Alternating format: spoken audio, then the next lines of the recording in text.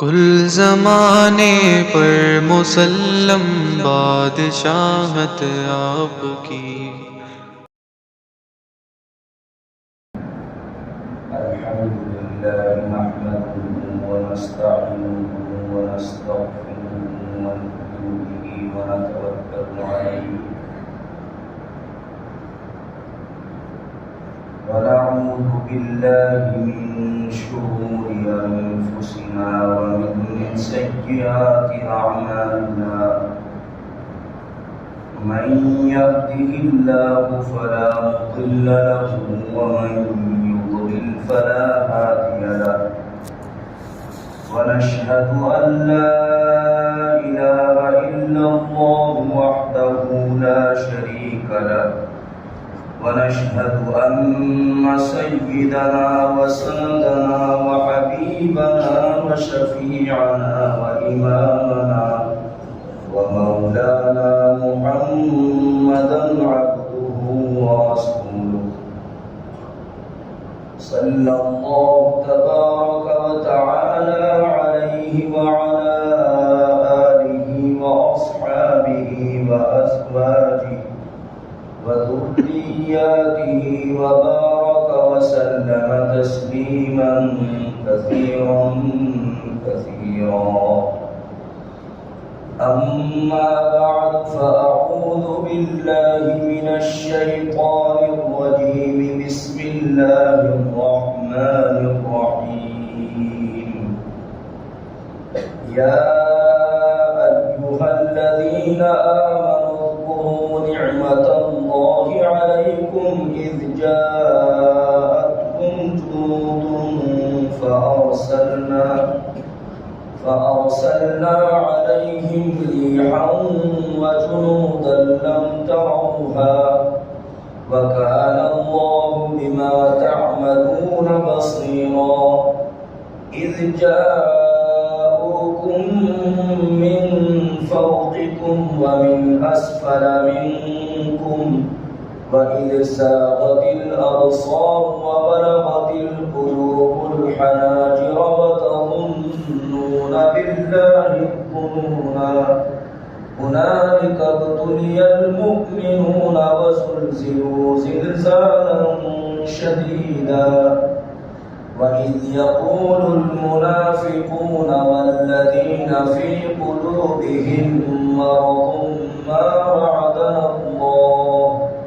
ما وعدنا الله ورسوله إلا غرورا وإذ قالت طائفة منهم يا أهل يثرب لا مقام لكم فارجعوا ويستأذن فريق منهم النبي يقولون إن بيوتنا عورة وما هي بعورة إن يريدون إلا فرارا ولو دخلت عليهم من أقطارها ثم سئلوا الفتنة لآتوها وما تلبثوا بها إلا يسيرا ولقد كانوا عاهدوا الله من قبل لا يولون الأدبار وكان عهد الله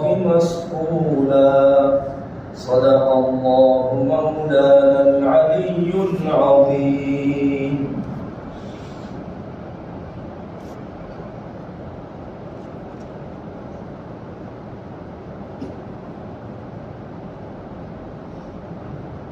کل غزوہ احزاب کا واقعے کا کچھ حصہ آپ کے سامنے پیش کیا گیا تھا، بیان کیا گیا تھا،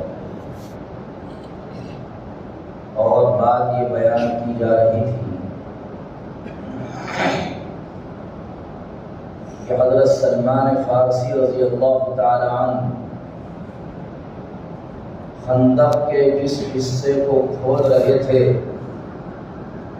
اور ان کے ساتھ کچھ مہاجرین اور انصار بھی تھے، کیونکہ حضور اکرم صلی اللہ علیہ وسلم نے 10 آدمیوں کی ایک جماعت بنائی تھی اور خندق کھودنے کی ایک ایک حصے کی ذمہ داری سب کو دی تھی۔ حضرت سلمان فارسی رضی اللہ تعالیٰ عنہ جو اس کا تجربہ رکھتے تھے اور اس چیز کو پہلے سے جانتے تھے، ان کو سب کے سب اپنے ساتھ ہر جماعت یہ چاہتی تھی کہ ہمارے ساتھ کام کریں۔ جیسے کھلاڑی ہوتے ہیں اور ان کی ٹیمیں بنائی جاتی ہیں، تو جو اچھا ماہر کھلاڑی ہوتا ہے تو دونوں جماعتیں دونوں طرف سے چاہتی ہیں یہ ہمارے ساتھ کھیلے۔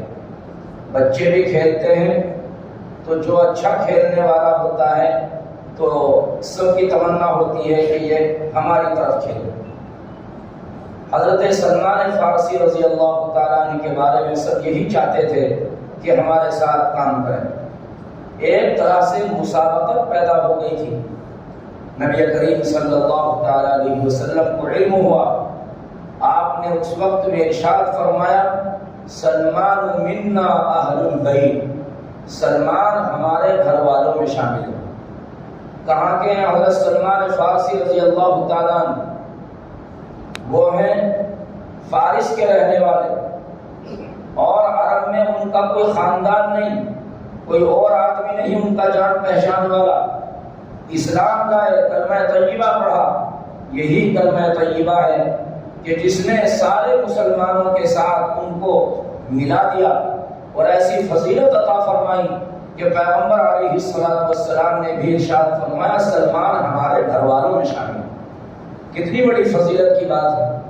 حضرت بلال حبشی رضی اللہ تعالیٰ عنہ، کوئی خاندان نہیں، کچھ نہیں، حبشہ کے رہنے والے، کالے کلوٹے، بالکل بدصورت بظاہر، لیکن نبی کریم علیہ السلام کی نظر میں کیسی وقار و عزت تھی کہ حضرت عمر فاروق رضی اللہ تعالیٰ عنہ جیسے صحابی جو قریش کے اعلیٰ خاندان سے تھے، وہ بھی فرمایا کرتے تھے ابو بکر سیدنا و اعتق سیدا، ابو بکر ہمارے سردار ہیں اور ہمارے سردار کو انہوں نے آزاد کیا، یعنی بلال۔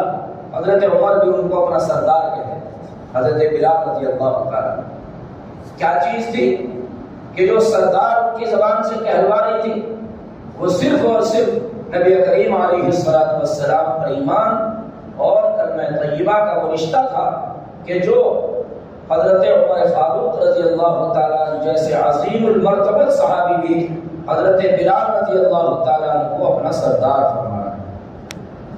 تو ایمان ایسی ہی چیز ہے کہ جب آدمی کے دل میں جاگزی ہو جاتا ہے، جب وہ رچ بس جاتا ہے دل میں، تو پھر وہ آدمی کو بڑا بنا دیتا ہے۔ ایمان جہاں دل میں رچا بسا اور آدمی متبع سنت بنا، پیغمبر علیہ السلام سے محبت کرنے لگا، تو ایسے عظیم بن گئے کہ حضرت بلال رضی اللہ تعالیٰ عنہ ایسے عظیم صحابی بن گئے کہ آپ صلی اللہ علیہ وسلم نے ان کو اپنا وزیر خزانہ بھی بنایا۔ کوئی بھی آتا تھا تو آپ انہی کے ذریعے سے دلواتے تھے ان کو صدقہ خیرات وغیرہ، اور اگر کہیں سے مال غنیمت وغیرہ وصول ہوتا تھا تو اس کے محافظ حضرت بلال رضی اللہ تعالیٰ نہیں ہوتے تھے، گویا آپ کے وزیر خزانہ تھے۔ بہرحال تو حضرت سلمان فارسی رضی اللہ تعالیٰ عنہ کا واقعہ میں بیان کر رہا تھا کہ خندق کھودتے ہوئے جس حصے میں وہ خندق کھود رہے تھے، اس حصے میں ایک زبردست پتھر کی ایسی چٹان آ گئی کہ جس میں سارے اوزار فیل ہو گئے، اور کسی اوزار نے کوئی کام نہیں کیا، سارے کدال فیل ہو گئے۔ اس وقت میں نبی کریم صلی اللہ تعالیٰ علیہ وسلم نے جو نشان لگا رکھا تھا، صحابہ کرام نے آپس میں مشورہ کیا کہ اگرچہ ہم خندق کھود سکتے ہیں، مقصد پھر بھی پورا ہو جائے گا، کیونکہ اگر ذرا سی یہاں سے موڑ دی گئی تو مقصد پھر بھی یہ ہے کہ خندق کھود دی جائے اور دشمن اس کو عبور نہ کر سکے، پار نہ کر سکے، یہ مقصد پھر بھی حاصل ہو جائے گا۔ مگر آپ نے اپنی لاٹھی سے جو نشان لگا رکھا ہے، اس نشان سے اگر ہم نہ ہٹے تو زیادہ بہتر بات ہے۔ چنانچہ نبی کریم صلی اللہ تعالیٰ علیہ وسلم سے جا کر کے مشورہ کیا یا رسول اللہ ایسا ایسا واقعہ پیش آیا، آپ بنفس نفیس تشریف لائے اور آپ خندق میں اندر اترے اور اس چٹان پر آپ نے کدال لے کر کے خود اپنے دست مبارک سے مارا اور 1/3 وہ پتھر کی چٹان کٹ گئی، چورا چورا ہو گئی۔ اس کے بعد دوسری مرتبہ نبی کریم علیہ الصلوۃ والسلام نے قرآن کریم کی آیت بھی پڑھی، 8ویں پارے کی آیت وَتَمَّتْ كَلِمَةُ رَبِّكَ صِدْقًا، یہاں تک پڑھی پہلی مرتبہ میں۔ پھر دوسری مرتبہ پھر کدال مارا چٹان کے اوپر، پھر 1/3 چٹان کٹ گئی اور آپ نے پڑھتے ہوئے یہ آیت اور مارتے ہوئے وہ کدال یہ آیت پڑھی وَتَمَّتْ كَلِمَةُ رَبِّكَ صِدْقًا وَعَدْلًا، یہ لفظ بھی بڑھایا دوسری مرتبہ میں۔ پھر تیسری مرتبہ اس کے اوپر کدال مارا اور یہ آیت پڑھی وَتَمَّتْ كَلِمَةُ رَبِّكَ صِدْقًا وَعَدْلًا لَا مُبَدِّلَ لِكَلِمَاتِهِ، اور اس کے بعد وہ چورا چورا ہو گیا۔ حضرت سلمان فارسی رضی اللہ تعالیٰ عنہ نے نبی کریم صلی اللہ تعالیٰ علیہ وسلم سے عرض کیا، یا رسول اللہ آپ نے جب بھی اس چٹان کے اوپر کدال مارا تو اس میں سے بہت تیز روشنی نکلی۔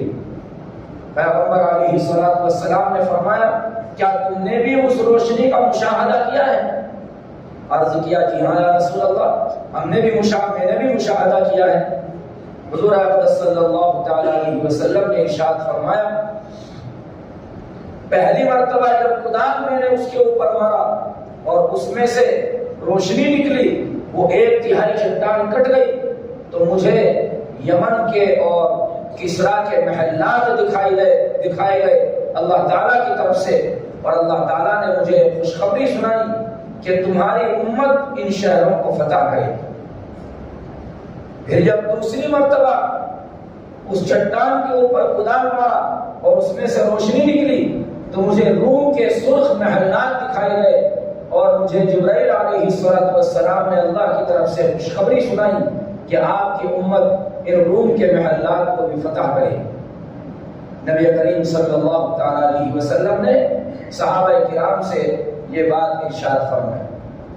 اس وقت میں منافقین جو مال غنیمت کے لالچ میں یا اس لیے کہ ہمارا کفر زیادہ ظاہر نہ ہو اس لیے وہ شریک ہو گئے تھے، وہ بھی مگر دور دور رہتے تھے، خندق کھودنے میں ان کا کوئی بھی آدمی شریک نہیں تھا، بہانے وغیرہ بنا دیے تھے انہوں نے، تو انہوں نے نبی کریم علیہ السلام کے اس وعدے کی اور اس پیشین گوئی کی مذاق پڑھی اور انہوں نے صحابہ کرام سے کہا کہ دیکھ نہیں رہے ہو اپنی حالت، کھانے پینے کا ہوش نہیں اور نیند وغیرہ کا تمہیں فرصت نہیں کہ تم تھوڑی دیر آرام کر لو، رات دن جو ہے اس میں لگے ہوئے ہو خندق کھودنے میں، پیٹ پر پتھر بندھے ہوئے ہیں اور تمہیں پاخانہ پیشاب جانے کی بھی فرصت نہیں ہے، بڑی مشکل سے تم جو ہے اپنی ضروریات پوری کرنے کے لیے جا پاتے ہو، اور کہاں تم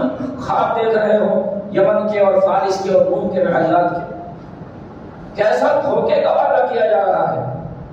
یہ انہوں نے صحابہ کرام سے بات کی، گویا ان لوگوں نے اس کو غلط اور جھوٹی پیشین گوئیوں اور وعدوں سے تعبیر کیا۔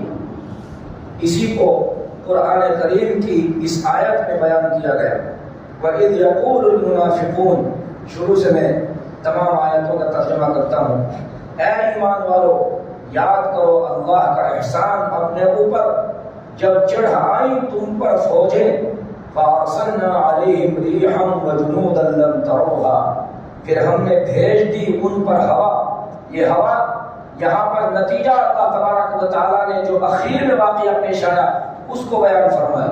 بالکل اخیر میں چل کر جب مہینہ بھر ہو گیا تقریباً اور کوئی فتح وغیرہ کی بات سامنے نہیں آئی تو اس وقت میں اللہ تبارک و تعالیٰ نے ان کے اوپر ہوا کو مسلط کیا، جس سے ان کی دیگیں چولہوں سے جا پڑی اور چولہوں میں آگ نہیں رہی، بجھ گئی سب کی سب، اور خیمے اکھڑ گئے، وہ پریشان ہو گئے اور انہوں نے آپس میں مشورہ کیا اور بھاگنے میں عافیت سمجھی۔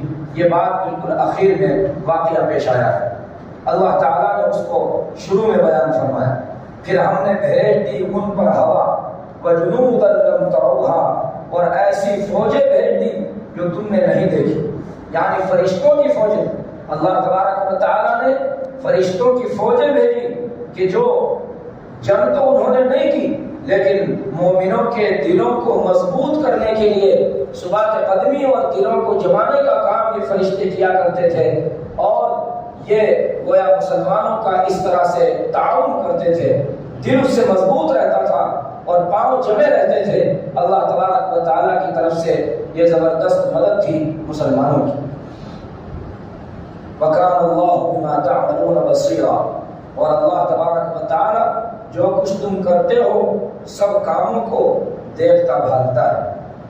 اِذْ جَاءُوكُم مِّن فَوْقِكُمْ وَمِنْ أَسْفَلَ مِنْكُمْ وَإِذْ زَاغَتِ الْأَبْصَارُ وَبَلَغَتِ الْقُلُوبُ الْحَنَاجِرَ وَتَظُنُّونَ بِاللَّهِ الظُّنُونَ. یہ اللہ تبارک و تعالیٰ نے غزوہ خندق کا نقشہ کھینچا ہے فوجوں کے اور جماعتوں کے چڑھ آنے کا. فرمایا اللہ نے جب چڑھ آئے وہ تم پر اوپر کی طرف سے اور نیچے سے. اوپر کی طرف سے چڑھائے کا مطلب کیا ہے اور نیچے سے چڑھانے کا مطلب کیا ہے؟ علماء نے مفسرین نے فرمایا کہ اوپر سے چڑھنے کا مطلب بنو قریظہ کے یہود. واقعہ یہ پیش آیا کہ بنو قریظہ نے نبی کریم علیہ السلام سے صلح کا معاہدہ کر رکھا تھا. اس کا سردار تھا کعب ابن اسد بنو قریظہ کا، جس نے نبی کریم علیہ السلام سے جنگ بندی کا معاہدہ کر رکھا تھا. اور وہ معاہدہ صلح، وہ جنگ بندی کا معاہدہ باقاعدہ کاغذ کے اوپر لکھا ہوا تھا. لیکن جب مکہ مکرمہ سے تمام کفار مشرکین کی فوجیں آپ کے اوپر اور مسلمانوں پر چڑھ آئی تو بنو نذیر کا سردار جس نے تمام کفار مشرکین کو تیار کیا تھا نبی کریم علیہ السلام سے مقابلے پر اور صحابہ کرام سے، سردار تھا حیی ابن اخطب. وہ بنو قریظہ کے پاس پہنچا. بنو قریظہ کے سردار کعب ابن اسد نے اس کو دیکھ کر اپنے قلعے کا دروازہ بند کر دیا کہ یہ مجھ کو فوجوں میں شامل کرانے کے لیے اور بات چیت کرنے کے لیے آ رہا ہے. وہ سمجھ گیا، اس نے اپنے قلعے کا دروازہ بند کر دیا. حیی ابن اخطب پہنچتا ہے، دروازہ کھٹکھٹاتا ہے. اس نے منع کر دیا کہ نہیں، ہمارا محمد سے جنگ بندی کا معاہدہ ہے، ہم اس کو نہیں توڑ سکتے. اور محمد صلی اللہ تعالی علیہ وسلم ان کی طرف سے کوئی ایسی دیانتداری کے خلاف، معاہدے کے خلاف اور سچائی کے خلاف آج تک کوئی بات نہ دیکھی نہ سنی، اس لیے ہم معاہدہ نہیں توڑ سکتے. لیکن وہ دروازہ برابر کھٹکھٹاتا رہا، شرم دلاتا رہا اور یہود بنی اسرائیل میں سے ہونے کی اس کو عار دلاتا رہا. ہم سب ایک ہی قبیلے بنو اسرائیل میں سے ہیں. چنانچہ اس نے بھی جب غیرت میں آ کر کے اس نے بھی دروازہ کھول دیا. حیی ابن اخطب اس کے پاس پہنچتا ہے بنو قریظہ کے یہود کے، یعنی کعب ابن اسد کے، اور جا کر کے اس سے بات چیت کرتا ہے اور اس کو عار دلاتا ہے، شرم دلاتا ہے بار بار. بالآخر اس نے یعنی بنو قریظہ کے سردار کعب ابن اسد نے فوج میں شامل ہونے کی کفار و مشرکین کے ساتھ اور بنو نذیر کے ساتھ شامل ہونے کا وعدہ کیا. گویا نبی کریم علیہ السلام سے معاہدہ انہوں نے توڑ دیا.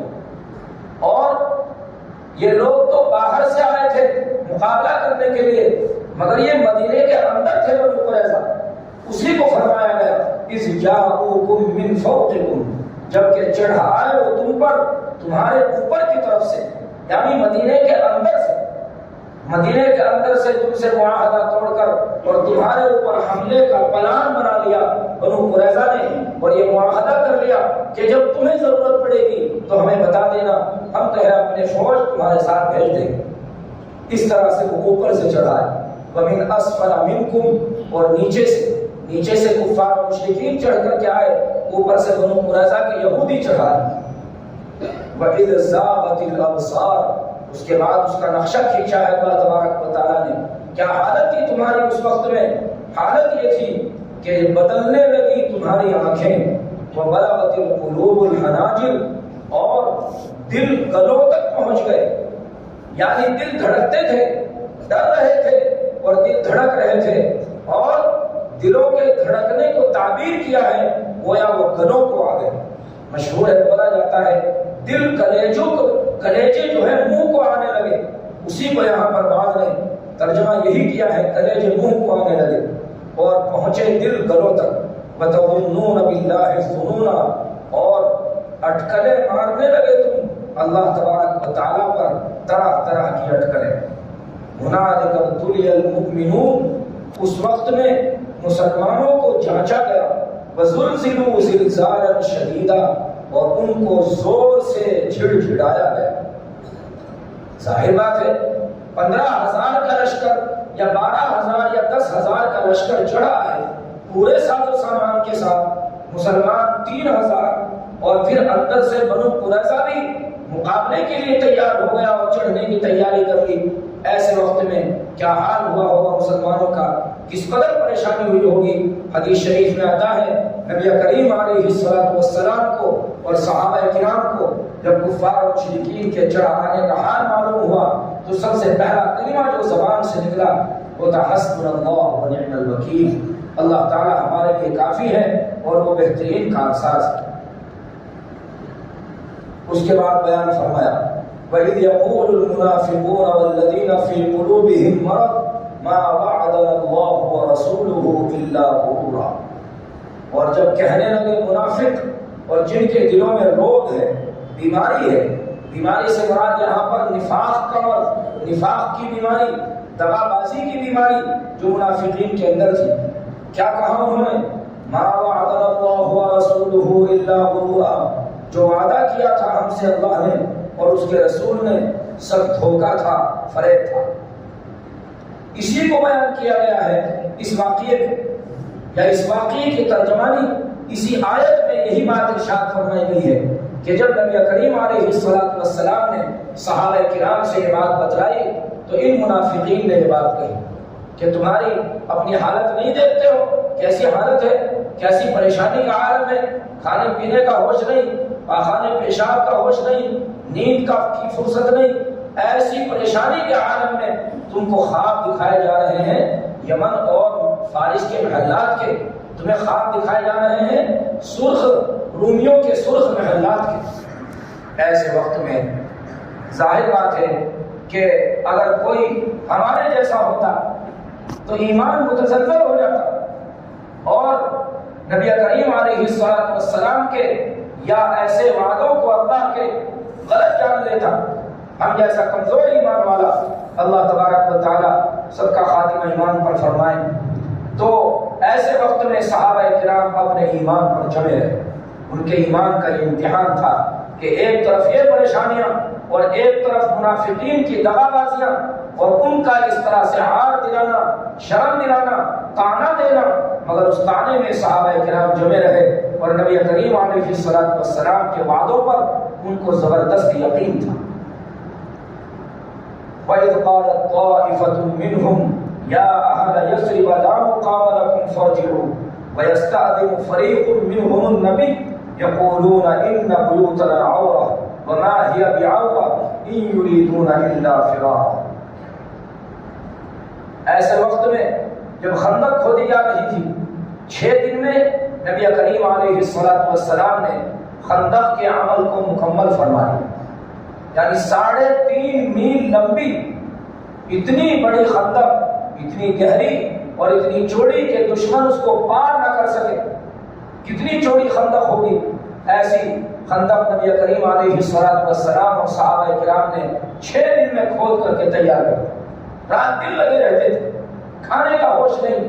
کیسا امتحان کا وقت تھا اور کیسا زبردست ایمان تھا صحابہ کرام کا. پیغمبر علیہ السلام کی کیسی اتباع اور تابعداری تھی، آپ کی اطاعت اور فرمانبرداری تھی کہ اتنی لمبی چوڑی خندق ایسی بھوک کی حالت میں، ایسی پریشانی کی حالت میں 6 دن میں کھود کر کے تیار کر. حضرت جابر بن عبداللہ رضی اللہ تعالیٰ عنہ کا واقعہ اسی خندق کے دوران پیش آیا اور حضرت انس رضی اللہ تعالیٰ عنہ کا واقعہ، 2 واقعے صحیح بخاری وغیرہ میں حدیث شریف کی کتابوں میں آپ صلی اللہ تعالیٰ علیہ وسلم کی دعوت کے اسی خندق کے دوران پیش آئے. ایک واقعہ حضرت جابر رضی اللہ تعالیٰ عنہ کا کہ انہوں نے اپنی بیوی سے جا کر کے کہا کہ میں نے نبی کریم علیہ السلام کے اوپر بھوک دیکھی ہے، آپ کی بھوک برداشت نہیں ہوتی، دیکھی نہیں جاتی، اس لیے اگر تمہارے پاس کچھ ہو تو میں حضور اقدس صلی اللہ تعالیٰ علیہ وسلم کی دعوت کرا۔ انہوں نے کہا کہ تقریباً اس زمانے کے اعتبار سے 3.5 کلو آٹا جو کا، 1 سا جو کا آٹا اور ایک بکری کا بچہ ایک ساتھ یہ 3.5 کلو تقریباً بنتا ہے۔ تو انہوں نے کہا کہ اتنا تقریباً آٹا ہے جو کا اور ایک بکری کا بچہ ہے، بس نبی کریم علیہ السلام اور آپ کے آس پاس جو 2-4 آدمی ہو، بس ان سے کہنا نبی کریم علیہ السلام بہت سارے صحابہ کرام آپ کے آس پاس ہوں گے، سب میں اعلان مت کرنا، چپکے سے آپ کے کان میں جا کر کے کہنا کہ یا رسول اللہ آپ کی دعوت ہے اور آپ کے ساتھ 2-4 صحابہ اور آ جائیں، بس اتنا ہی کل سامان ہے۔ حضرت جابر رضی اللہ تعالیٰ گئے نبی کریم علیہ السلام کی خدمت میں، جا کر کے پیغام سنایا اور بتلایا کہ بیوی نے اس طرح سے ایسا کہا ہے کہ اتنا آٹا ہے اور ایک بکری کا بچہ ہے، آپ اور آپ کے ساتھ 2-4 صحابہ کرام، بس ان کے لیے وہ جو کافی ہو سکتا ہے، اس لیے آپ تشریف لے چلیں اور آپ اپنے ساتھ 2-4 صحابہ کرام کو لیں۔ آپ نے تمام صحابہ کرام میں اعلان فرما دیا کہ جابر کے گھر دعوت ہے، چلو۔ چنانچہ نبی کریم علیہ السلام نے حضرت جابر کو آگے بھیج دیا، جاؤ اور اہلیہ سے جا کر کے کہو ابھی کھانا پکانا شروع نہ کریں، اور آپ تمام صحابہ کرام کو لیے ہوئے تشریف لے گئے۔ حضرت جابر رضی اللہ تعالیٰ نے اپنی اہلیہ سے جا کر کے کہا کہ آپ تو سارے صحابہ کرام نے اعلان فرما کر سب کو لیے ہوئے آ رہے ہیں۔ انہیں تھوڑی سی تکلیف ہوئی، پریشانی ہوئی، اور کہا کہ کہیں میری رسوائی نہ ہو جائے ایسے وقت میں۔ انہوں نے کہا کیا تم نے نبی کریم علیہ السلام سے پوری بات بتلا دی تھی؟ کہ ہاں بتلا دی تھی۔ تو پھر آپ جانیں، آپ مالک ہیں، آپ جانیں، اس لیے کہ وہ نبی کریم علیہ السلام کے معجزات صحابہ کرام اور صحابیات آئے دن دیکھتے رہتے تھے، ان کو معلوم تھا۔ اس لیے جب انہوں نے یہ بات سنی کہ آپ کے علم میں ساری بات آ چکی ہے تو ان کو اطمینان ہو گیا کہ اب ہمیں کوئی پریشانی کی بات نہیں۔ آپ تشریف لائے اور اس کے بعد کھانا پکانا شروع کیا گیا۔ آپ اپنے دستے مبارک سے نکالتے تھے، روٹی پر گوشت رکھ کر کے اور صحابہ کرام کو دیتے تھے، ہر صحابی کو اسی طرح دیا۔ سارے صحابہ کرام 80 کے قریب صحابہ کرام تھے، سب کے سب سیر ہو گئے اور وہ کھانا اسی طرح سے بچا رہا۔ اس کے بعد پڑوسیوں میں تقسیم کیا گیا۔ حضرت جابر رضی اللہ تعالیٰ عنہ فرماتے ہیں اسی طرح سے ایک واقعہ حضرت انس رضی اللہ تعالیٰ عنہ کا کہ حضرت ام سلیم رضی اللہ تعالیٰ عنہ نے حضرت انس کو بھیجا، جاؤ اور جا کر کے نبی کریم علیہ السلام کی دعوت کر کے آؤ۔ وہاں بھی اسی طرح سے واقعہ پیش آیا کہ آپ نے منع فرمایا کہ ابھی کھانا پکانا شروع مت کرنا۔ آپ تشریف لے گئے، سالن میں اپنا لعاب دہن نکال کر کے تھوڑا سا اس میں ڈال دیا اور اسی طرح سے تھوڑا سا آٹے میں ڈال دیا اور فرمایا اب پکانا شروع کرو۔ فرماتے ہیں حضرت انس رضی اللہ تعالیٰ عنہ روٹی پکتی جاتی تھی گرم گرم اور آپ اس کے اوپر خود اپنے دستے مبارک سے بھنا ہوا گوشت رکھ کر کے صحابہ کرام کو دیتے جاتے تھے، اور سارے صحابہ کرام اسی طرح سے سیر ہو گئے، اور اسی طرح سے ہماری ہانڈی ایسے ہی جوش مار رہی تھی جیسے شروع میں، اور آٹا بالکل اسی طرح تھا جس طرح سے جب پکانا شروع کیا گیا جیسا اس وقت تھا۔ اور اس کے بعد نبی کریم علیہ السلام اور صحابہ کرام تشریف لے گئے۔ تو 2 واقعے یہ دعوت کے پیش آئے ہیں انہی دنوں۔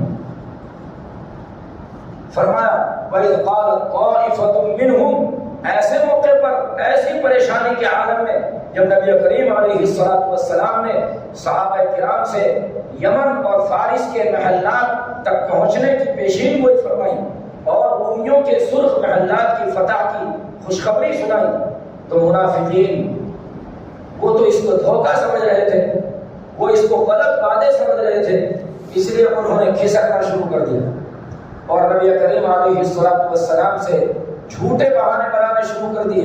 ہمارے گھر کھلے ہوئے ہیں، حفاظت کا کوئی انتظام نہیں ہے، پریشانیاں ہیں، آپ ہمیں اجازت دے دیں ہم اپنے گھروں میں رہ کر اپنے بچوں کی، عورتوں کی حفاظت کریں۔ حالانکہ اس طرح کی کوئی بات نہیں تھی۔ وما ہی بعورہ، اللہ فرماتے ہیں ان کے گھر ایسے کھلے ہوئے نہیں تھے کہ ان کو کوئی پریشانی ہو، لیکن انہوں نے صرف بھاگنے کا ایک بہانہ بنایا۔ فرمایا اللہ تعالیٰ نے، اور جب کہنے لگی ایک جماعت ان میں سے، یعنی منافقین میں سے، اے مدینے والو یا اہل یثرب، اے یثرب والو، یثرب یہ مدینہ منورہ کا پرانا نام تھا، اور نبی کریم صلی اللہ تعالیٰ علیہ وسلم کے مدینہ منورہ آنے کے بعد اس کا نام پڑا مدینہ الرسول، یعنی رسول اللہ صلی اللہ علیہ وسلم کا شہر۔ اصل نام اس کا مدینہ نہیں، بلکہ مدینہ کے معنی آتے ہیں شہر، اور نام پڑا مدینہ الرسول، یعنی رسول اللہ صلی اللہ علیہ وسلم کا شہر۔ منورہ ساتھ میں لگا دیا جاتا ہے روشن شہر، منورہ کے معنی آتے ہیں روشن۔ کبھی مدینہ طیبہ لگایا جاتا ہے، طیبہ کے معنی آتے ہیں پاکیزہ، پاکیزہ شہر۔ ظاہر ہے کہ اس سے پاکیزہ کون سا شہر ہو سکتا ہے جہاں رسول اللہ صلی اللہ تعالیٰ علیہ وسلم آرام فرما رہے ہیں۔ اے یثرب والو، تمہارے لیے ٹھکانہ نہیں ہے، سو واپس چلو۔ بعض روایات میں آتا ہے کہ ایک شخص نے، ایک منافق نے اپنے بھائی سے جو مخلص مسلمان تھے ان سے یہ بات کہی کہ تمہارے لیے یہاں ٹھہرنے کا کوئی موقع نہیں، دیکھتے نہیں کیسے کیسے جھوٹے وعدے ہو رہے ہیں، دیکھتے نہیں کیسی پریشانی کا عالم میں، کھانے پینے کا ہوش نہیں، چلو واپس چلو، کوئی بہانہ کر کے۔ اس نے اپنے اس منافق بھائی سے کہا افسوس ہے تیرے اوپر کہ رسول اللہ صلی اللہ تعالیٰ علیہ وسلم پریشانی کے عالم میں ہوں اور ہم آپ کو چھوڑ کر اپنے گھروں میں آرام سے رہیں، یہ نہیں ہو سکتا۔ وَيَسْتَأْذِنُ فَرِيقٌ مِّنْهُمُ النَّبِيَّ، اور رخصت مانگنے لگے ایک جماعت ان میں نبی صلی اللہ تعالیٰ علیہ وسلم سے، يَقُولُونَ إِنَّ بُيُوتَنَا عَوْرَةٌ، کہنے لگے ہمارے گھر کھلے پڑے ہیں، وَمَا هِيَ بِعَوْرَةٍ، اور وہ حقیقت میں کھلے نہیں پڑے۔ اللہ فرماتے ہیں إِن يُرِيدُونَ إِلَّا فِرَارًا، ان کی کوئی غرض نہیں مگر صرف بھاگنا، یعنی بھاگنے کے لیے انہوں نے یہ بہانہ بنایا ہے، یہ صرف ان کا بہانہ ہے، مقصد ان کا بھاگنا ہے، اس کے علاوہ اور کچھ نہیں ہے، ورنہ ان کے گھر اس طرح سے خالی نہیں ہے جس طرح سے وہ بیان کر رہے ہیں۔ انہی دنوں میں نبی کریم علیہ الصلوۃ والسلام جب اس پریشانی کے عالم میں تھے، قبیلہ غطفان کے ایک شخص نعیم ابن مسعود اشجعی مسلمان ہو کر کے اللہ نے ان کے دل میں اسلام ڈالا، اور وہ مسلمان ہو کر چپکے سے اپنے قبیلے سے نکل کر رات کے وقت میں نبی کریم صلی اللہ تعالیٰ علیہ وسلم کی خدمت میں حاضر ہوئے، اور آ کر کے عرض کیا کہ یا رسول اللہ، میرے اسلام لانے کا واقعہ اور اس کی خبر ابھی کسی کو نہیں ہے، اس لیے آپ میرے سے اگر کوئی خدمت لینا چاہیں اس پریشانی کے موقع پر تو میں خدمت کے لیے تیار ہوں۔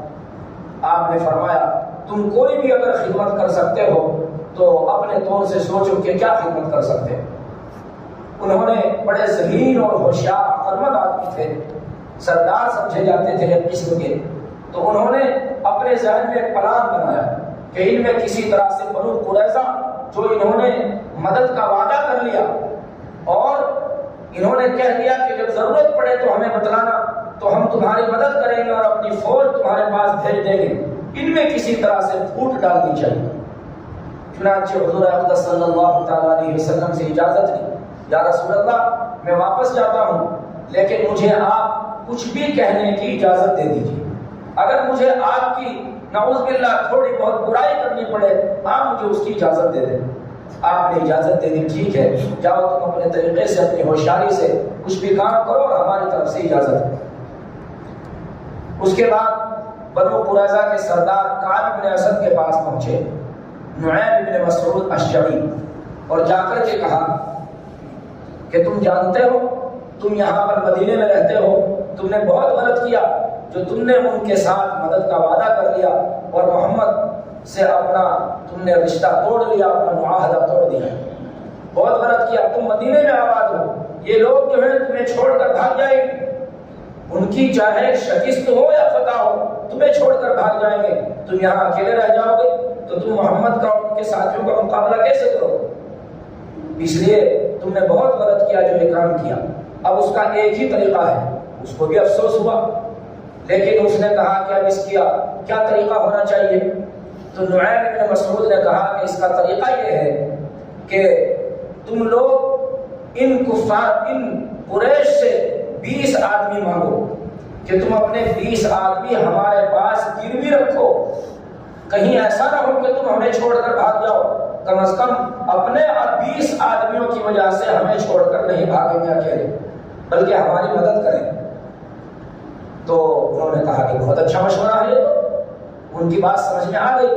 اس کے بعد قریش کے پاس گئے جس میں ان کا قبیلہ غطفان بھی شریک تھا، اور ان سے جا کر کے کہا کہ تمہیں معلوم ہے بنو قریظہ کا سردار کعب بن اسد وہ اپنے کیے پر پچھتا رہا ہے اور اسے افسوس ہے کہ محمد سے ہم نے اپنا معاہدہ توڑ دیا، اس لیے وہ یہ چاہتا ہے کہ تم سے کچھ لوگ لے کر کے محمد سے اس نے یہ بات کی ہے کہ ہماری آپ کی کسی طریقے سے بات بن سکتی ہے۔ تو اس نے یہ کہا ہے محمد سے کہ ہم ان کے کچھ لوگ مان کر اگر آپ کو دے دیں اور آپ ان کی گردن مار دو تو ہماری جان بچ جائے گی۔ تو تم سے اگر وہ آدمی مانگے تو یاد رکھنا اس نے محمد سے اس طرح سے معاہدہ دوبارہ کر لیا ہے۔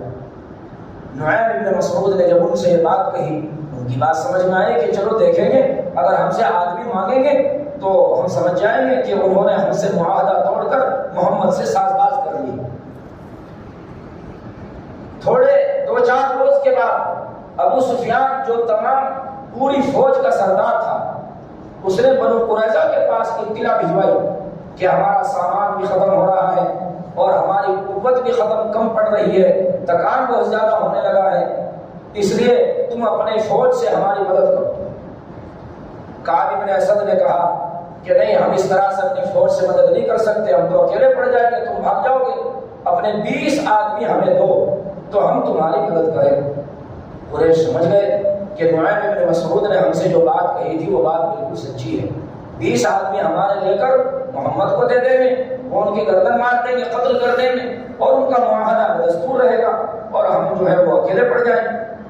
چنانچہ انہوں نے منع کر دیا کہ ہم 20 آدمی تم کو نہیں دے سکتے، تمہاری مرضی آئے مدد کرو، مرضی نہ آئے تم ہماری مدد مت کرو۔ تو کعب بن اسد بھی سمجھ گیا کہ واقعی یہ ہمیں اکیلے چھوڑ کر بھاگ جائیں گے اور اپنے آدمی اسی لیے ہمیں دیتے ہوئے کترا رہے ہیں۔ چنانچہ دونوں نے پھوٹ ڈال دی بنو قریظہ میں اور قریش مکہ میں نعیم بن مسعود کی زیرکی اور عقل مندی اور ہوشیاری سے پھوٹ پیدا ہوئی۔ اس کے بعد بہت زیادہ 1 مہینے تک اسی طرح سے پریشانی رہی، دونوں طرف سے تیروں کی بوچھار ہوتی، کبھی کبھی اور کبھی جب بند ہو جاتی تھوڑا بہت آرام کا موقع مل جاتا۔ روایات میں آتا ہے رات کے وقت میں حضرت ام سلمہ رضی اللہ تعالیٰ عنہا فرماتی ہیں کہ رات کے وقت میں نبی کریم صلی اللہ تعالیٰ علیہ وسلم ذرا سی بھی کوئی آواز سنتے تو جب ہی آ کر آرام کے لیے لیٹتے کبھی کبھی اور پھر فوراً باہر نکل جاتے، پھر آ کر لیٹتے آرام کے لیے، کوئی ذرا سی آواز سنتے پھر فوراً نکل جاتے۔ ایک رات میں کئی مرتبہ آپ کو باہر نکلنا ہوتا، آرام نصیب نہ ہوتا۔ حضور اقدس صلی اللہ تعالی علیہ وسلم نے اسی پریشانی کے عالم میں جب 1 مہینہ گزر گیا تو مسلمانوں کی مصیبت اور پریشانی آپ سے دیکھی نہ گئی۔ آپ نے قبیلہ غطفان کا سردار اس کو بلوایا، اور چونکہ وہ اس لالچ میں شریک ہوا تھا کہ بنو نذیر خیبر کی 1 سال کی کھجور کی آمدنی ان کو دیں گے، آج سمجھ گئے کہ لالچی لوگ ہیں، لالچ میں شریک ہوئے ہیں، اس لیے آپ نے قبیلہ غطفان کے 2 سرداروں کو بلایا اور بلا کر کے ان کے پاس بعض صحابہ کرام کو بھیجا، قاصدین کو بھیجا اور کہا کہ تم ان سے معاہدہ کرو کہ ہم مدینہ طیبہ کی تم کو 1 سال کی مکمل کھجور دیں گے، تم جو ہے یہاں سے واپس چلے جاؤ ان کو چھوڑ کر۔ وہ تیار ہو گئے، معاہدہ لکھا جانے والا تھا، بلکہ لکھا گیا تھا، دستخط ہونے باقی تھے صرف۔ نبی کریم علیہ السلام نے سوچا کہ معمول کے مطابق صحابہ کرام سے مشورہ کر لیا جائے۔ نبی کریم علیہ السلام نے حضرت سعد بن معاذ جو قبیلہ اوس کے سردار تھے اور حضرت سعد بن عبادہ جو قبیلہ خزرج کے سردار تھے ان سے معاہدہ کے تعلق سے مشورہ کیا. تو انہوں نے کہا کہ یا رسول اللہ اگر آپ کو یہ اللہ کا حکم ہے تو ہمارے لیے چنو چرا کی کوئی گنجائش نہیں, کوئی مجال نہیں بولنے کی. اللہ کا حکم ہے, اللہ تعالیٰ کے حکم کے سامنے کون بولے گا. لیکن اگر آپ نے اپنی رائے سے صرف اور ہماری پریشانی کو دیکھتے ہوئے, ہماری تکلیفوں کو دیکھتے ہوئے اگر آپ یہ معاہدہ کرنا چاہتے ہیں تو ہمیں آپ بتائیے. آپ نے فرمایا کہ نہیں, اللہ کا حکم نہیں ہے, بلکہ تمہاری تکلیف اور پریشانی کو دیکھتے ہوئے میں یہ معاہدہ کرنا چاہتا ہوں. حضرت سعد بن عبادہ اور سعد بن معاذ رضی اللہ تعالیٰ عنہما دونوں سرداروں نے متفقہ طور پر کہا یا رسول اللہ جب ہم ایمان کی دولت سے محروم تھے, اللہ کی معرفت ہمیں حاصل نہیں تھی, ہم بتوں کو پوجتے تھے, ہمیں کوئی کسی طرح کی ایمانی دولت نصیب نہیں تھی, اس وقت ان لوگوں کو ہمارے کھجوروں میں ایک دانے کا بھی لالچ نہیں ہو سکتا تھا. آج جب کہ ہم ایمان کی دولت سے مشرف ہو گئے, اللہ نے اپنی معرفت ہمیں عطا فرما دی, ہم حق کے لیے لڑ رہے ہیں, اسلام کے لیے لڑ رہے ہیں, اب ہم انہیں اپنی کھجور دیں گے؟ یا رسول اللہ یہ نہیں ہو سکتا, ہم انہیں تلوار کے علاوہ کچھ نہیں دیں گے. نبی کریم صلی اللہ تعالیٰ علیہ وسلم نے جب ان کے ایمان کی یہ مضبوطی دیکھی تو آپ نے فرمایا کہ ٹھیک ہے تم جو چاہو کرو, اور معاہدے کو لے کر کے حضرت سعد بن معاذ نے اور اس کی تحریر کو مٹا دیا اور اس کاغذ کو پھاڑ دیا. جب ان دونوں سرداروں نے قبیلہ غطفان کے ان کے ایمان کی مضبوطی دیکھی تو وہ بھی دھلمل ہو گئے, پھسلنے لگے, اور ان کے دل کی کیفیت بھی بدلنے لگی کہ یہ تو بہت مضبوط لوگ. بالآخر اسی حالت میں بہت دن گزرنے کے بعد ایک دن یہ واقعہ پیش آیا کہ نبی کریم علیہ السلام اور صحابہ پر تیروں کی بہت زیادہ بوچھار ہوئی. آپ کی 3 نمازیں قضا ہو گئی اور عشاء کی نماز بھی معمول کے مطابق نہیں پڑھ پائے, وہ بھی مؤخر ہو گئی. روایات میں آتا ہے 4 نمازیں آپ کی قضا ہوئی, اصل 4 نمازیں قضا نہیں ہوئی تھی, 3 نمازیں قضا ہوئی تھی. ایک نماز معمول سے تھوڑی سی مؤخر ہوئی تھی, اس کو بھی قضا سے تعبیر کیا ہے بعض صحابہ کرام نے. ایک ظہر کی نماز, پھر عصر کی نماز, پھر مغرب کی نماز. نبی کریم علیہ السلام نے عشاء کی نماز جو وقت پر پڑھتے تھے جس وقت, اس وقت سے کافی دیر کے بعد عشاء کے وقت کے اندر ہی 4 نمازوں کو بھی ترتیب لوٹے. مسئلہ یہی ہے کہ اگر نماز قضا ہو جائے تو جو آدمی صاحب ترتیب ہو, صاحب ترتیب اس شخص کو کہا جاتا ہے کہ بالغ ہونے کے بعد ایک بھی نماز اس کی قضا نہ ہوئی ہو, اور اگر کبھی قضا ہو جائے فوراً اس کو لوٹا لیا ہو اور ترتیب سے اس نے پڑھا ہو. مثال کے طور پر 2 نمازیں قضا ہو گئی, ظہر کی نماز, عصر کی نماز, مغرب کا وقت آ گئے, لیکن اتنا وقت نہیں ہے کہ مغرب کی نماز سے پہلے ان 2 نمازوں کو پڑھ سکے. مغرب کی نماز پہلے پڑھنی پڑی تو صاحب ترتیب کے لیے حکم یہ ہے کہ پہلے ظہر کی نماز پڑھی جائے, پھر عصر کی نماز پڑھی جائے, پھر مغرب کی نماز دوبارہ پڑھی جائے. اس لیے کہ مغرب کی نماز صاحب ترتیب کی جو مثال میں نے دی ہے, اس مثال میں مغرب کی نماز صاحب ترتیب کی فاسد نماز ہوئی, مکمل نماز نہیں ہوئی. صاحب ترتیب کی نماز درمیان میں اگر کوئی نماز چھوٹ جائے اور اگلی نماز کا وقت تنگ ہو جائے, وہ اگلی نماز پڑھنی چاہے تو وہ اس کی نماز فاسد ہوتی ہے, اس لیے اس کو دوبارہ پھر ترتیب سے پڑھنی پڑتی. اور اگر وقت موجود ہو, مثلا مغرب میں ابھی 15-20 منٹ باقی ہیں, تو پہلے ظہر کی نماز پڑھے, پھر عصر کی نماز پڑھے, پھر مغرب کی نماز اپنے وقت پر پڑھے. تو اس طرح سے ترتیب وار نمازوں کو پڑھنا پڑتا ہے. صاحب ترتیب کے لیے حکم یہ ہے, اور جو صاحب ترتیب نہیں ہے, جس کی نمازیں قضا ہوتی رہتی ہیں, نمازیں یعنی چھوڑتا رہتا ہے, نمازیں کبھی پڑھ لی کبھی چھوڑ دی, ایسا شخص جو نماز قضا ہوئی جب چاہے پڑھ لے. اس لیے کہ نماز تو بے شک فرض ہے, اس نے چھوڑ رکھی ہے نمازیں, اس کی نمازیں چھوٹی ہوئی ہیں, تو اس کے ذمہ ترتیب رکھنا واجب نہیں ہے. ترتیب رکھنا اس شخص کے ذمہ واجب ہے جو صاحب ترتیب. تو نبی کریم علیہ السلام نے بالترتیب 4 نمازیں قضا فرمائی. یہ مسئلہ جو میں نے بیان کیا ہے کسی کی سمجھ میں اگر نہ آیا ہو تو بعد میں پوچھ سکتا ہے۔ میں نے مسئلہ بیان کیا ہے، پھر دوبارہ ایک دفعہ اور سن لیں، مسئلہ چونکہ اہم ہے۔ صاحب ترتیب، غور سے سنیں، صاحب ترتیب اس شخص کو کہا جاتا ہے کہ وہ نماز شروع سے پڑھتا آ رہا ہے، بالغ ہوا، اس کے بعد سے ایک نماز بھی اس کی چھوٹی نہیں، اس کو صاحب ترتیب کہا جاتا ہے۔ جب بھی نماز اس کی کوئی چھوٹ گئی فوراً اس نے پڑھ لی، اگر قضا بھی ہو گئی تو اگلی نماز کے آنے سے پہلے اس نے فوراً پڑھ لی، قضا کر لی نماز۔ اس کو صاحب ترتیب کہا جاتا ہے کہ ایک بھی نماز اس کی نہیں چھوٹی۔ اگر کبھی ایسا ہو جائے کسی سفر میں جگہ کی قلت تنگی کی وجہ سے یا کسی اور پریشانی بیماری وغیرہ کی وجہ سے نماز نہ پڑھ سکے، ایک نماز، دو نماز، تین نماز قضا ہو جائے، مثال کے طور پر میں نے مثال دی، ظہر کی نماز قضا ہو گئی، عصر کی نماز قضا ہو گئی، مغرب کا وقت آ گیا، اذان ہونے لگی، اس کو ان دونوں نمازوں کی ادائیگی کا وقت نہیں ملا، اس نے مغرب کی نماز پڑھ لی تو مغرب کی نماز ایسے شخص کی فاسد ہوگی۔ اس کے بعد مغرب کے بعد اگر وہ ان دونوں نمازوں کو قضا کرنا چاہتا ہے، ظہر کی اور عصر کی، تو ظہر کی پہلے پڑھے گا، پھر عصر کی پڑھے گا، پھر مغرب کی دوبارہ پڑھے گا، اس لیے کہ اس کی مغرب کی نماز فاسد ہے، اس لیے مغرب کی دوبارہ پڑھے گا۔ تو وہ جو نماز اس کی چھوٹی صاحب ترتیب نہیں رہا تھا، دوبارہ صاحب ترتیب بن گیا۔ یہ ہے مسئلہ۔ 5 نمازوں تک اسی طرح سے ترتیب وار پڑھنی پڑتی ہے، اور اگر 5 نمازیں ہو جائیں، چھوٹ گئی نماز اور 5 نمازیں ہو گئی، اس کے بعد چھٹی نماز اس کی، پھر وہ جو فاسد ہوئی تھی نمازیں پڑھتا رہا لیکن فاسد ہوتی رہی، وہ 5 نمازوں تک فاسد ہوتی ہے۔ 5 نمازوں تک اگر وہ پڑھے گا، 5 نمازوں تک، تو ایک جو چھٹی ہوئی ہے اس کے ساتھ ساری نمازوں کو بالترتیب پڑھے گا۔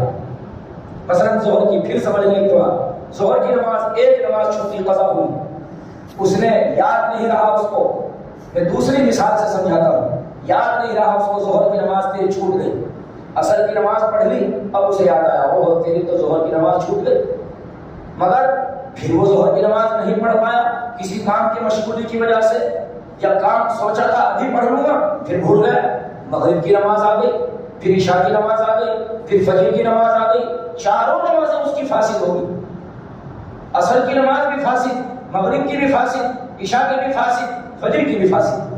فجر کے بعد پھر اسے یاد آتا ہے کہ ظہر کی نماز تو تو نے اب تک پڑھی ہی نہیں کل کی، اب ظہر کی نماز پڑھنا چاہتا ہے، تو ان چاروں نمازوں کو بھی دوبارہ پڑھے گا ترتیب سے، ظہر کی بھی پڑھے گا، عصر کی بھی پڑھے گا، حالانکہ وہ جماعت سے پڑھ چکا ہے پھر بھی پڑھے گا، کیونکہ صاحب ترتیب ہے، اس کے لیے ترتیب کو باقی رکھنا واجب ہے۔ یہ ہے صاحب ترتیب کے لیے مسئلہ۔ میرے خیال سے بات سمجھ میں آ گئی ہوگی۔ اگر پھر بھی کوئی ایسا شخص ہو اور اس کی بات سمجھ میں نہ آئی ہو تو وہ بعد میں مجھ سے اکیلے میں بھی پوچھ سکتا ہے۔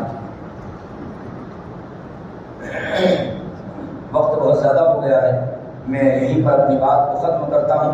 میں نے جو واقعہ چھوڑا ہے وہ یہاں پر چھوڑا ہے کہ سعد بن معاذ اور سعد بن عبادہ دونوں نے ان کے کاغذ کو پھاڑ دیا اور معاہدے کو ختم کر دیا، اور اس کے بعد نبی کریم علیہ السلام کے ساتھ یہ واقعہ پیش آیا کہ تیروں کی بوچھار میں آپ کی 4 نمازیں قضا ہو گئی تھی، 3 نمازیں اصل قضا ہوئی، عشاء کی نماز قضا نہیں ہوئی تھی، وہ مؤخر ہوئی تھی، لیکن اس کو بھی قضا سے تعبیر کیا گیا ہے، اور آپ نے 4 نمازیں پھر ترتیب وار نبی کریم علیہ السلام نے قضا کی۔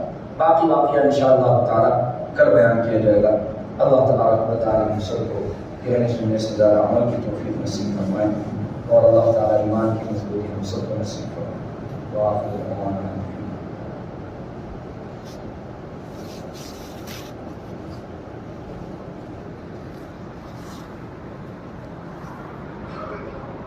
اللهم لك الحمد كما ينبغي لجلال وجهك وعظيم سلطانك، اللهم لا نحصي ثناء عليك أنت كما أثنيت على نفسك، ولله الحمد رب السماوات ورب الأرض رب العالمين، وله الكبرياء في السماوات والأرض وهو العزيز الحكيم، ربنا ظلمنا أنفسنا وإن لم تغفر لنا وترحمنا لنكونن من الخاسرين. اللهم صل على سيدنا محمد وعلى آل سيدنا محمد وبارك وسلم. اللهم صل على محمد وعلى آل محمد كما صليت على إبراهيم وعلى آل إبراهيم إنك حميد مجيد. اللهم بارك على محمد وعلى آل محمد كما باركت على إبراهيم وعلى آل إبراهيم إنك حميد مجيد.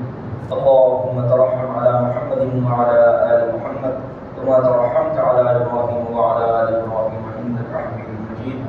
اللهم تحنن على محمد وعلى آل محمد كما تحننت على إبراهيم وعلى آل إبراهيم إنك حميد مجيد. اللهم سلم على محمد وعلى آل محمد كما سلمت على إبراهيم وعلى آل إبراهيم إنك حميد مجيد. جزا الله عنا محمدا صلى الله عليه وسلم ما هو أهله. اللهم رب محمد صل على محمد واجزي محمدا صلى الله عليه وسلم ما هو أهله.